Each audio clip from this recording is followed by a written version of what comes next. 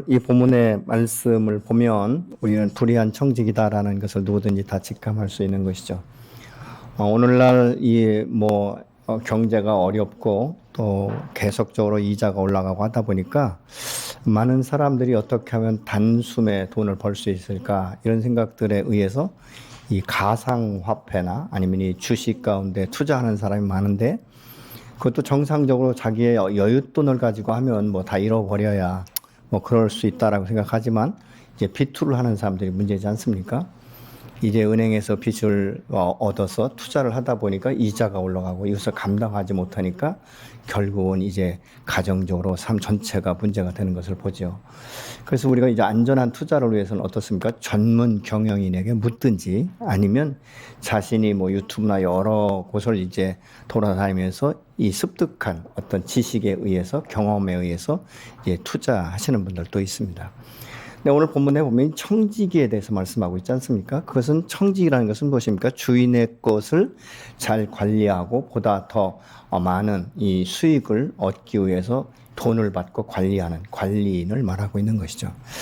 근데 오늘 본문에 보니까 부실한 관리인인 것이죠. 그런데 이 돈이 이제 부유한 이 사람 밑에서 일을 하다 보니까 나름대로 돈이 있었겠죠. 굉장히 자유로운 영혼이 되어서 나름대로는 자유롭게 요즘 말로 하면 좋은 외제차를 타고 다닐 수 있는 것이고, 밥을 먹어도 이렇게 쉽게 6,000원, 5,000원 이런 것이 아니라 그래도 한식집에 가서 정식으로 먹거나 이렇게 할 수 있다는 것이죠.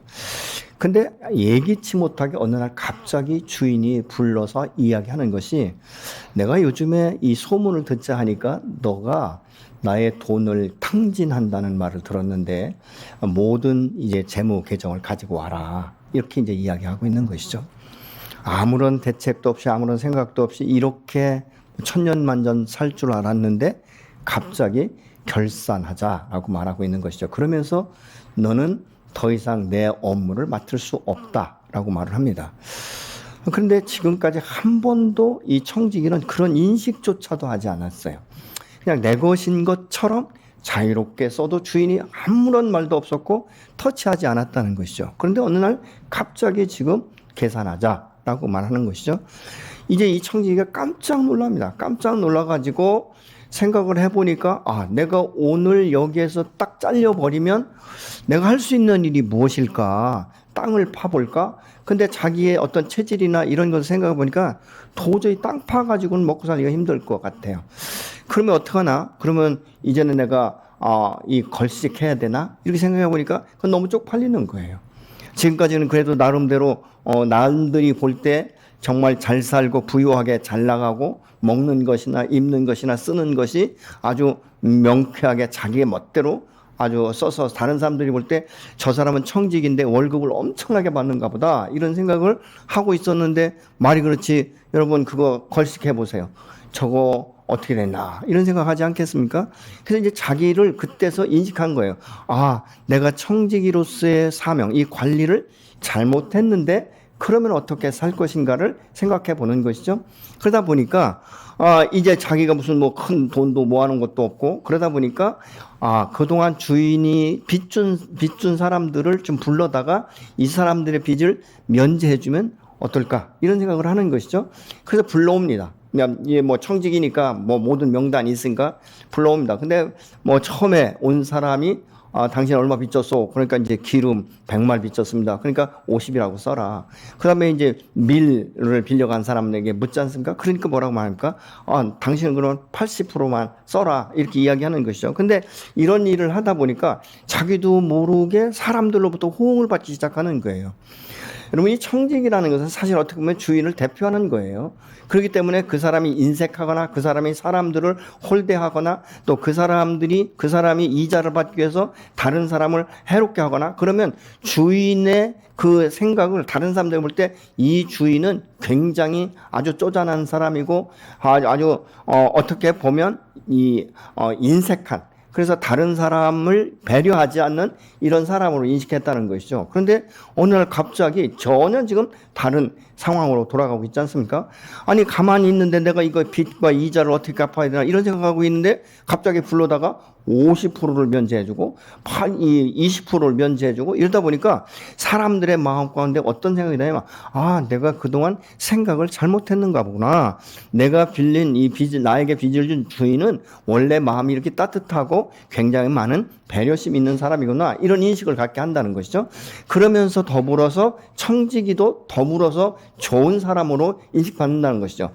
저 사람이 주인에게 인정받으니까 이렇게 자기가 주인이 없는 상태에서도 우리에게 빚을 탕감해 주는구나. 이런 생각을 하는 거예요. 그러니까 얼마나 좋습니까? 그러면서 생각하는 것이 무엇입니까? 그동안은 주인이 왜 계산하자고 하냐? 낭비하기 때문이라고 말하고 있습니다. 근데 이 낭비한다는 말은 흩뿌리다, 분산시키다 이런 의미가 있거든요. 그러니까 이것은 마치 이 누가복음 15장에는 탕자의 비유와 비슷한 거예요. 그러니까 탕자는 흥청망청 쓰지 않습니까? 그러다가 나중에 이제 돈이 다 떨어졌을 때 문제가 생기는 것처럼 청지기는 지금 주인의 재산을 관리하면서 재산을 보호하고 증식해줘야 될 사명과 책임이 있는데 이 청지기는 그렇게 하지 않았다는 것입니다.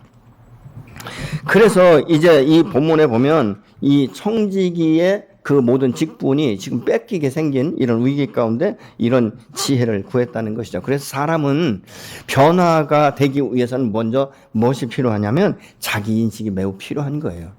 우리가 잘 아는 대로 노벨은 말이죠. 여러분 노벨 하면 어떤 생각이 나십니까?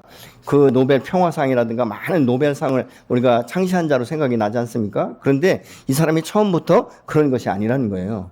노벨은 다이너마이트를 이제 발견을 해가지고 말이죠. 굉장히 많은 돈을 모았다는 거예요. 그러니까 돈이 많다 보니까 사람들이 꼬여가지고 이 아부하는 사람도 있고 뭐 아는 척하는 사람도 있고 뭐 여러 부류의 사람이 있었다는 것이죠. 근데 어느 날 신문을 보니까 갑자기 자기가 죽은 것으로 되어 있는 거예요. 아니 자기는 살아있는데 그래서 자기 형이 죽었는데 신문 기자가 자기로 오인을 해가지고 신문 기사에 이렇게 실었습니다. 노벨은 그 다이너마이트를 만들어서 많은 사람을 죽게 했다. 그리고 결국은 사람을 죽게 하면서 돈을 벌어서 착취해서 먹고 살다가 이렇게 갑자기 죽었다. 이렇게 신문 기사가 났다는 거예요. 그러니까 이 노벨이 깜짝 놀란 거예요. 다른 사람들이 나를 이렇게 인식하고 있구나. 그렇다면 나도 언젠가는 형처럼 죽을 날이 가까워 왔는데 어떻게 이것을 바꿀 수 있는가? 어떻게 새롭게 인식시킬 수 있는가? 이것을 생각하면서 자기의 재산 중에 많은 돈을 내어서 이 노벨상을 만들어 놓고 그리고 그가 가장 심혈을 기울인 게 평화상이라고 말합니다. 노벨 평화상은 오늘날 무엇입니까? 뭐 극과 극을 살아가는 이 사람들 잘 화해하게 하고 이 평화를 유지할 수 있도록 하는 것이 노벨 평화상이지 않습니까? 그러니까 그렇게 해서 내가 살아있는 동안에 얼마일지는 모르지만 사람들의 인식을 바꿔야 되겠구나. 나에 대해서 어떻게 보는가 이것을 바꿔놔야 되겠구나라고 해서 그가 했는데 많은 세월이 지나가서 지금은 우리가 노벨을 생각할 때 뭘 생각합니까? 다이너마이트 만들어가지고 사람 죽여가지고 돈 번 사람 이렇게 인식하는 사람은 아무도 없는 거예요. 이 노벨상을 받는 사람들이 얼마나 훌륭한지 뭐 이런 것들을 우리가 기억하고 있지 않습니까? 이 사실 청지기도 자기가 이제 목숨이 간당간당하니까 이것을 어떻게 하면 복구할 수 있을까? 전전긍긍하다 생긴 지혜가 바로 그거예요. 주인의 것을 탕감시켜 주면서 자기도 인심을 얻고 주인도 좋은 평을 받을 수 있도록. 그런데 나중에 주인이 보니까 아니 전에 듣던 이 사람하고 전혀 다른 지금 이 결과가 자기에게 다가오고 있지 않습니까? 다른 사람들 생각할 때 주인을 만날 때 뭐라고 말하겠어요? 아니 배려해 주셔서 고맙습니다. 어떻게 그렇게 탕감해 주세요? 이런 얘기 하지 않겠습니까? 그러면서 청지기에는 당신이 어떻게 나를 잘 얘기해 줬으면 당신의 주인으로부터 내가 탕감받게 했는가? 이런 생각들을 하다 보니까 이제 결과적으로 무엇인가? 내가 지금 여기에서 잘린다 할지라도 다른 사람들이 나를 자기의 청지기로 오라고 할 수 있겠구나. 이렇게 지금 바뀐 거예요. 여러분 사람의 인식의 변화는요. 그 사람을 자체적으로 어떻게 보는가 굉장히 달라지는 것들을 볼 수 있는 것이죠. 사실 저도 그렇고 여러분도 그렇고 저는 하나님 안에서 이제 주의 종이고 이 생수교회의 주인은 하나님이십니다. 머리 되시는 그 주님 안에서 제가 그 주님의 말씀 앞에 순종하는 것이 저의 사명이에요. 근데 여러분들은 어떻습니까? 돈을 벌기 위해서 직장 생활을 하고 있고 뭐 여러 가지 모양으로 사업도 하시지 않습니까? 그런데 직장 생활을 할 때 여러분이 그 직장의 주인은 아니지 않습니까? 만약 어떤 개인 회사라면 그것이 무슨 큰 어떤 대기업이라 할지라도 주인은 따로 있는 거예요. 근데 나는 여기서 그 뭐 월급을 받고 내 생활을 유지하기 위해서 열심히 지금 청지기로서의 사명을 감당하지 않습니까? 근데 어떻습니까? 기업에서도 그 청지기의 사명을 감당하지 못하면 권고사직시키기도 하고 뭐 이렇게 하고 있지 않습니까? 자기 일에 얼마나 내가 충성하고 있는가, 그리고 다른 사람들이 나를 어떻게 인식하고 있는가가 중요한 거예요. 여러분은 스스로 생각할 때 나는 이만하면 족하다라고 말할 수도 있어요. 그래서 어떤 때 저희가 부부 학교를 하다 보면 나 같은 남편 있나 알아보라고 그래, 이런 얘기들도 하거든요. 근데 사실 남들이 볼 때 전혀 아니지 않습니까? 그러면 나를 어떻게 인식할 수 있는가, 가장 쉬운 방법은 가족 중에서도 볼 수 있어요. 예, 부부간에도 뭐 나 같은 남편이 있으면 나와보라고 그래, 뭐 이렇게 얘기하는데 아내나 자녀들이 아빠를 어떻게 보고 있는가 물어볼 수 있잖아요. 예. 또 엄마를 어떻게 평가하고 있는가. 그럼 자식은요, 아니 나 같은 자식이 있나 한번 알아봐 엄마, 내가 얼마나 순종자라고. 아니 돈을 벌어도 꼭 엄마 아빠 용돈도 주고 그러잖아. 그런데 실질적인 부모의 마음은 어떤지 생각해 볼 수 있잖아요. 그리고 직장 동료들한테 물어볼 수 있는 것이고, 또 때로는 우리가 교회 공동체 안에 서로 물어볼 수 있는데 이건 약간 위험할 수도 있어요. 예. 왜냐하면 누구든지 지난주에도 얘기했지만 단점을 이야기하면 굉장히 기분 나쁘거든요.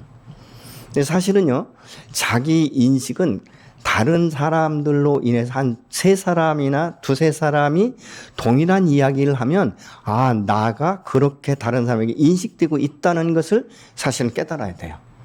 그러면서 변화되기 시작하면 전혀 다른 사람으로 변화될 수 있게 되는 줄로 믿습니다. 지금 이 청지기는 사실 불의한 청지기이고, 그래서 주님이 지혜롭다고 말하는 것은 어떤 도덕적이나 윤리적으로 지혜롭다는 것은 아닙니다. 이 사람이 얼마나 자기가 살아남기 위해서 아주 머리를 잘 굴렸는지.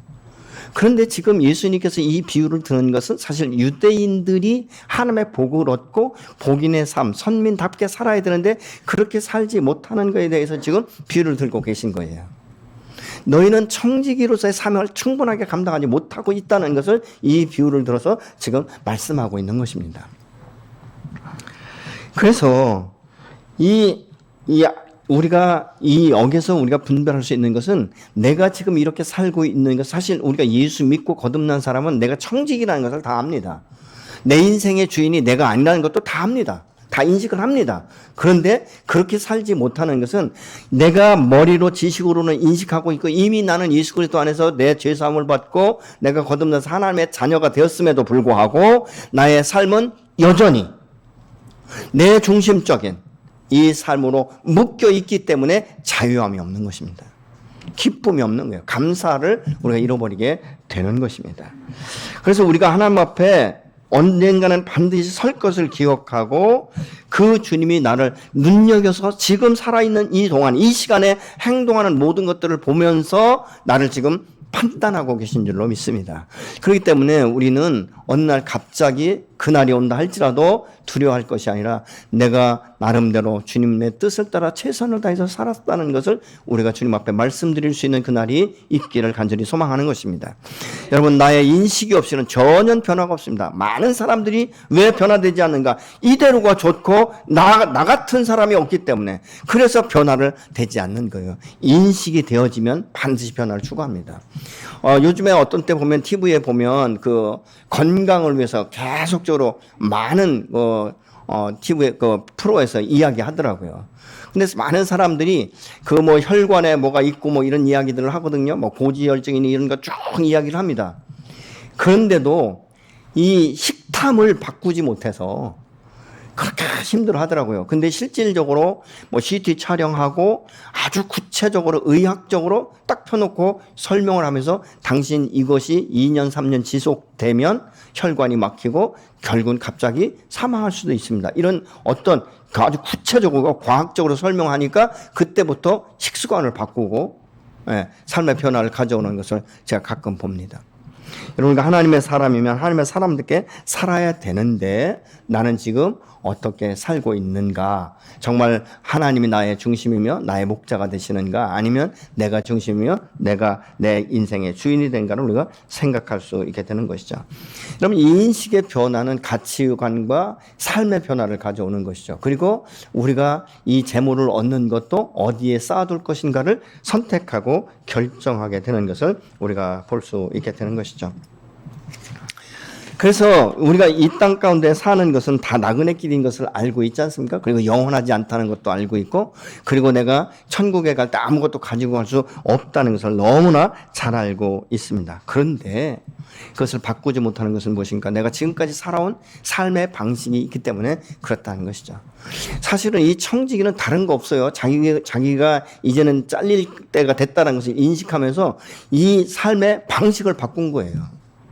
과거에는 어떻게 하면 내가 움켜줄 수 있을까? 어떻게 하면 내가 저 뭐 주인 거지만 내가 어떻게 하면 더 많은 것들을 내 것으로 만들어서 더 유익하게, 더 자유롭게, 더 풍성하게 살 수 있을까를 연구한 사람이에요.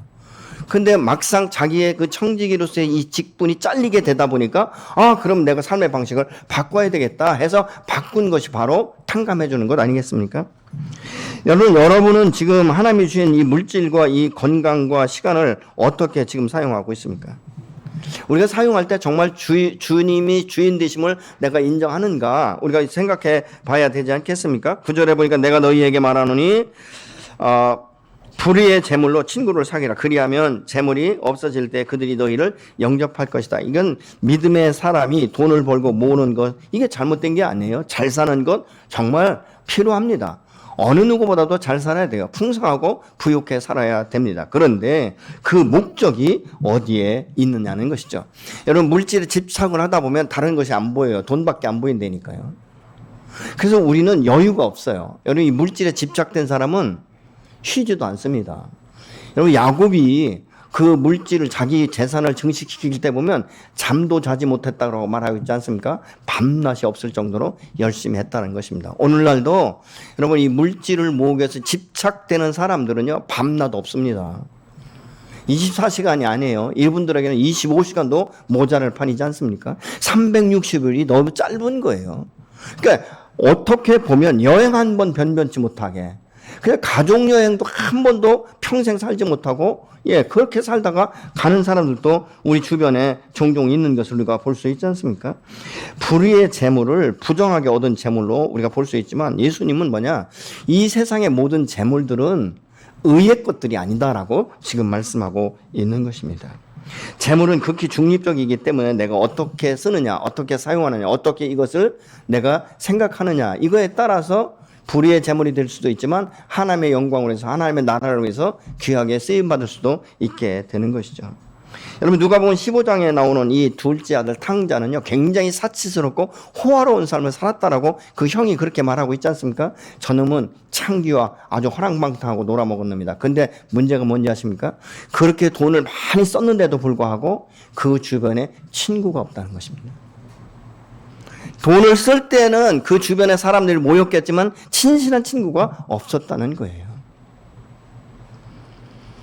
그러면 우리는 같은 돈을 쓰더라도 사람을 살 수 있어야 되지 않겠습니까? 다른 사람부터 인정받고 이것이 돼야 되는 것이죠. 여러분, 그래서 우리가 하나님께서 내게 재물을 주실 때는 나와 내 자녀만을 위한 것이 아니에요. 항상 여러분 기억하십시오. 나와 내 자녀만을 위해서 사는 것은 인색한 삶이에요. 하나님의 뜻 안에 하나님의 영광을 나타내는 게 아니에요. 그럼 어떻게 살아야 되는가? 정말 하나님의 나라에 쌓일 수 있는 이것은 연약하고 부족한 자들을 도우면서 함께 살아가고 함께 세워져 나가는 것이 되는 것입니다. 여기서 재물이 없어질 때라는 이 말은 있다, 쇠하다, 그치다, 이런 의미예요. 그러니까 세상의 재물은 언젠가는 반드시 그칠 수밖에 없다는 것입니다. 어떤 분이 이런 이야기를 해요. 자기 집은 굉장히 부유하게 살아서 남편이 말이죠, 뭐 춘추복이 수십 벌씩 있었다는 거예요. 그러니까 매일 갈아입을 만큼 있었다는 것입니다. 근데 어느 날 자기 남편이 죽으니까 그 옷을 말이죠, 그 비싼 옷들을 다 이 사람 저사 필요한 사람한테 나눠주는데 죽은 남편이 한마디도 못 하다라는 거예요. 이것은 무엇입니까? 이 세상에 있는 것은 영원하지 않다는 것입니다. 그렇기 때문에 우리가 시간이 있을 때 흘려보내는 것, 이거 매우 중요한 것이고, 그래서 이 선한 영향력을 미치는 것이 매우 중요합니다. 10절에 지극히 작은 것에 충성된 자는 큰 것에도 충성되고 작은 것에 불의한 자는 큰 것에도 불의하다, 이렇게 말하고 있는데, 여기서 작은 것이라는 것은 뭔가, 그것은 현재 재물을 말하고 있는 것입니다. 근데 이렇게 이 현재의 재물은 하나님 나라의 극히 작은 것에 불과하다라고 지금 말씀하고 있는 것이죠. 청지기가 자기 욕심에 빠지면 묶이기 때문에 충성할 수가 없습니다. 그래서 오늘 본문 13절에 보면 이 두 주인을 섬길 수 없다. 왜냐하면 두 주인을 동일하게 두 주인에게 헌신할 수가 없다는 것입니다. 집중할 수가 없다는 말입니다.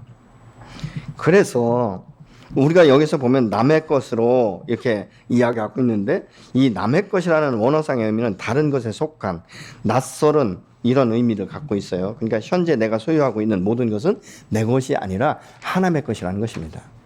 나는 하나님의 것을 지금 사용하고 있는 거예요. 그러면 남의 것, 하나님의 주인 되심을 우리가 인정한다면 지금 내게 있는 것은 하나님께서 주신 선물이에요. 은혜예요. 그래서 내가 좀 더 남보다 많이 가졌다고 해서 다 내 것이 아니라는 것입니다. 흘려보내는 것이죠. 누구를 위해서? 정말 이 영원한 곳에 쌓을 수 있는 이것을 위해서 우리가 해야 된다는 것이죠. 여러분, 재물이 집중이 되면요, 자신의 소견에 옳은 대로 행동하게 되기 때문에 여호와가 목자가 아니에요. 더 이상은요, 재물이 나의 목자가 되어지는 것입니다. 그래서 우리는 이 세상 것에 집중하고 집착해서 세상에 그냥 먹고 살다가 가는 것밖에 없다, 그 말입니다. 그런데 우리는 그렇게 사는 인생이 아니라는 것입니다. 갈라디아 6장 7절로 8절을 보시겠습니다. 스스로 속이지 말라. 하나님을 없인 여김을 받지 아니하시나니 사람이 무엇으로 심든지 그대로 거두리라. 자기의 육체로 위하여 심는 자는 육체로부터 썩어질 것을 거두고 성령을 위하여 심는 자는 성령으로부터 영생을 거두리라 라고 말씀하고 있습니다. 육체를 위해서 심는다는 것은 무엇인가? 곧 우리의 육체를 위해서 모든 것을 투자하는 것을 말하고 있는 것이죠. 지금 우리가 죽기 전에 무엇인가 우리는 날마다 투자하고 있습니다. 매 순간순간 우리가 지금 투자하고 있는 것입니다. 우리의 휴식과 수면과 뭐 어떤 필요를 채우고 음식을 먹고 차를 타고 직장에 출근하고 퇴근하고 쉴 수 있는 공간, 집이 필요한 것입니다.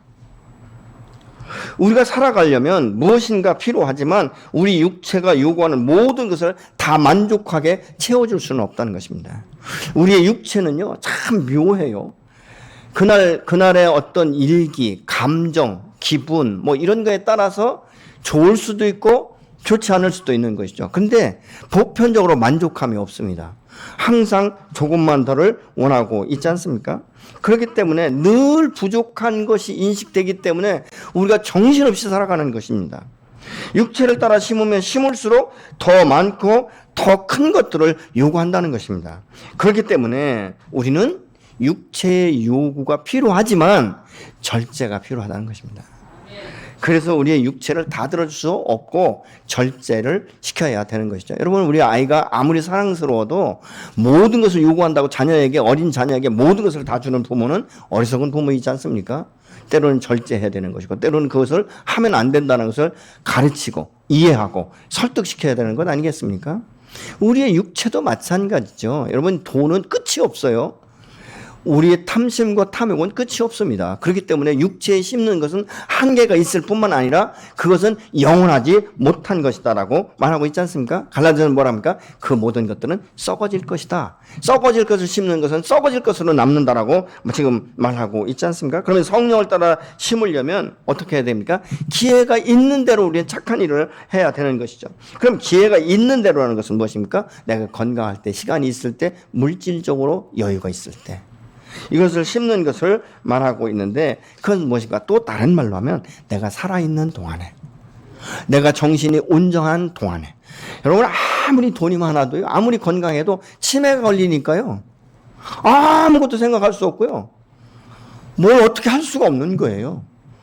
그러니까 건강하고 정신적으로도 건강할 때, 그리고 물질은 많고 적음을 떠나서 우리가 이 부족하고 이렇게 연약한 이웃을 돕기 위해서는요, 생각난다 한 번씩 이렇게 주는 것이 아니라 사실 매월 월급을 받을 때 내가 얼마, 뭐 1%면 1%, 5%, 5%를 작정해서 띄워주는 거예요. 띄워서 모아놨다가 필요할 때 그것을 흘려보내면 큰 내가 타격도 받지 않고 우리가 좋은 이 선한 일들을 통해서 이웃을 부유케 할 수도 있다는 것 아니겠습니까? 그렇기 때문에 필요한 사람들을 적절하게 도와주는 것, 그것이 바로 이제 이 영원한 곳에 쌓아두는 것입니다. 그래서 마태복음 6장 19절에 보면 보물을 땅이 아닌 하늘에 쌓아두라고 말합니다. 왜냐하면 땅에 쌓아둔 좀과 동록이 먹고 도둑이 와서 도둑질 해간다라고 말하고 있는 것이죠. 만일 사람이 남은 돈으로 이웃을 돕는다, 선한 일을 한다, 이건 있을 수 없는 거예요. 돈을 써보면요, 항상 여유가 없습니다. 남은 것으로 뭘 한다가 아니라 아까 제가 말씀대로 남기 전에 내가 그렇게 정하는 것이죠. 10의 1조 띄고, 그리고 내가 감사한금 띄고, 그리고 이웃을 위해서 내가 1%면 1%, 2%면 2%, 3%면 3%를 띄어서 모아놨다가 필요할 때 나눠주는 이런 계획들이 저와 여러분 안에 있지 않으면 줄 수가 없는 거예요. 제가 선교사님들이 오셔도 저희가 선교비가 책정되지 않으면 줄 수가 없는 거예요.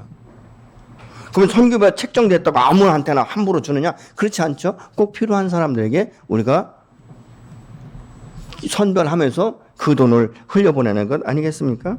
또 때로는 헌금을 통해서도 하늘의 보물을 쌓아둘 수 있다는 것입니다. 그러면 어떤 헌금인가? 빌립보서 4장 15절로 19절에 보면 사랑의 헌금이에요. 사랑하는 마음이 있을 때 그를 위해서 우리가 헌금할 수 있게 되는 것 아니겠습니까? 두 번째는 성도를 위해서 우리가 헌금할 수 있다는 것입니다. 고린도전서 16장 1절에 4절에 이게 나오는데요. 이것은 무엇인가? 예루살렘 교회가 어려움에 빠졌다는 소식을 듣고 돕지 않습니까? 그렇기 때문에 우리가 오늘날도 이 드려지는 헌금이 사실은 이웃의 연약한 교회를 우리가 함께 후원하고, 그리고 열방의 이 선교사들을 위해서 저희들이 지원하고, 때로는 함께 기도하면서 그 선교지의 교회를 건축해주는 이런 일들을 우리가 하고 있는 것입니다. 세 번째는 뭐냐면 마태복음 6장 24절의 말씀처럼 구제 헌금이에요. 가난하고 필요한 사람들을 도와주기 위해서 저희들이 구제 헌금하고 있지 않습니까? 저희 그래서 우리 교회도 구제 헌금이 있지 않습니까? 하나의 항목을 설정해 놓는 거예요. 그래서 이 교회가 이 재정이라는 것이 두루뭉술하면요, 여기저기 어떻게 지출해야 될지를 몰라요. 균형이 없어지는 거예요. 그래서 교회에서도 구제, 장학, 뭐 전도, 선교 전부 다 따로따로 이렇게 헌금이 목지어져 있지 않습니까? 그러면서 서로 뭐 그대로만 하는 것이 아니라 필요한 곳엔 더 많이 일반 재정에서 후원을 하고, 그렇지 않은 곳엔 또 이 균형을 맞춰서 이렇게 흩어서 이 균형과 조화를 이루게 우리가 할 수도 있는 것이죠. 또 네 번째는 뭐냐면 열왕기상 17장 10절 16절에 보면 이 사르밧 과부가 사실은 먹을 것이 없어 밀가루 한 줌 남아서 요거 톡 털어서 자식하고 먹고 죽으려고 할 때 여호와 하나님께서는 이 선지자 엘리야를 보내시지 않습니까? 그래서 그 통에 가루가 마르지 않고 기름이 마르지 않도록 채워주지 않습니까? 사실 이 코로나 이 팬데믹으로 해서 사실 어려운 우리의 어떤 성도나 이웃이 있으면 도와야 되는데, 여러분 사실 이렇게 도와주는 것은요, 성경은 뭐라고 말합니까? 믿음의 사람들에게 우선순위를 둬야 된다라고 말씀하고 있어요. 그래서 우리가 때로는 이 헌금을 통해서도 이 하나님의 영광, 하나님의 나라를 위해서 쌓아놓는 이것이 될 수 있다는 것입니다. 그렇기 때문에 우리가 이 종과 동록이 없는 하나님의 나라, 이 영원한 곳에 이 쌓아놓는 것은 현재 내가 삶을 살면서 어떻게 살고 있는가를 보면 알 수 있죠. 그래서 여러분이 지금 주님 앞에 드려지는 헌금이라든가 시간이라든가 이런 모든 것들이 무엇을 위한 것인가 우리가 알아야 되는 것이죠. 그래서 이것은 지식으로가 아니라 우리의 삶을 통해서 나타나야 되는 것입니다. 저는 우리 교회 성도들이 정말 이 삶이 풍요롭고 날마다 하는 것마다 지혜롭고 좋은 분별력을 가지고 투자하셔서 정말 성공적으로 이 형통한 이 삶이 되어서 많은 것들을 다른 사람들에게, 그리고 이 열방 가운데 흘려보내는 이 삶이 우리의 삶의 습관이 되기를 간절히 소망합니다.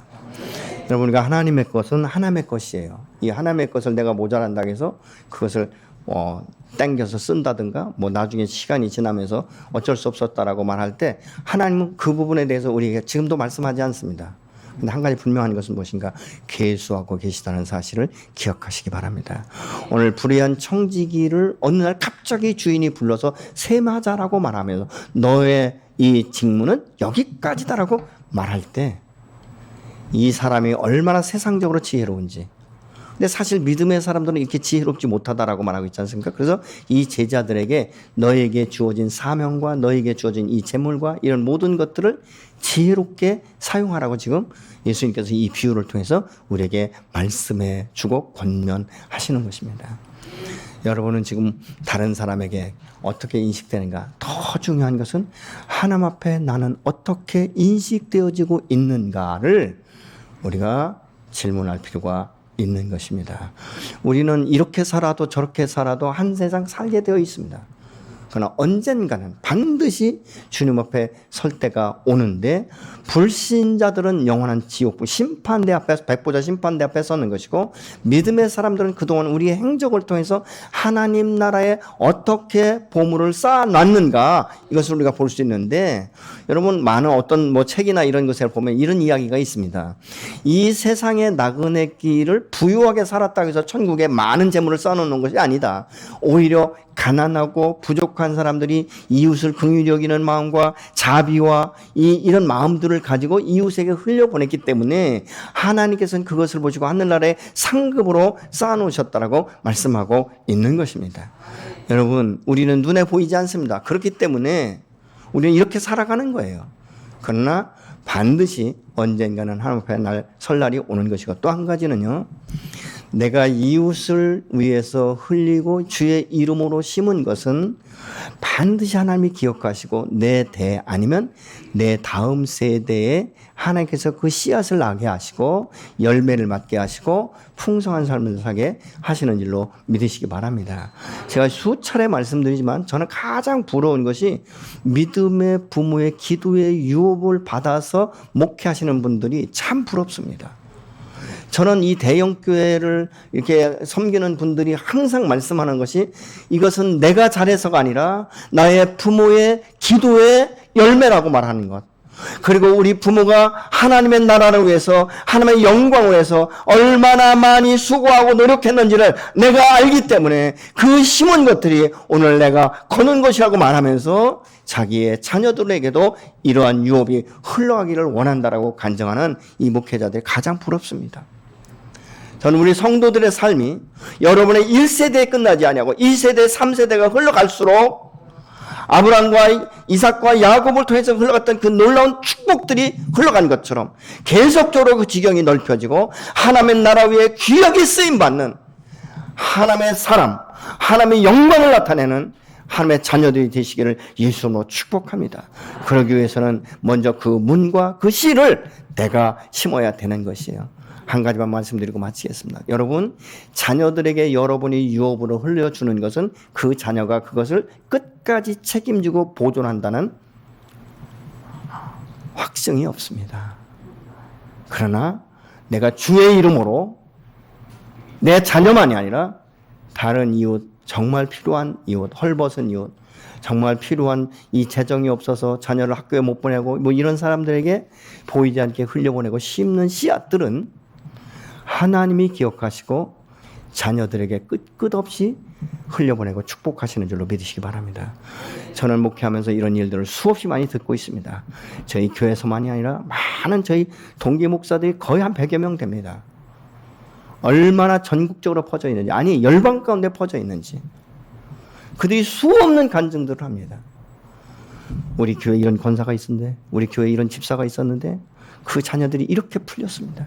그 자녀들이 위기 가운데 있을 때 어떻게 풀어졌는지 저희는 얼마든지 간증할 수 있습니다. 이런 이야기들을 정말 수없이 많이 듣고 있습니다. 우리는 불의한 청지기가 아니라 하나님 앞에 충성된 청지기, 하나님이 인정받는 종으로 저와 여러분이 오늘도 세워지기를 예수님으로 축복합니다.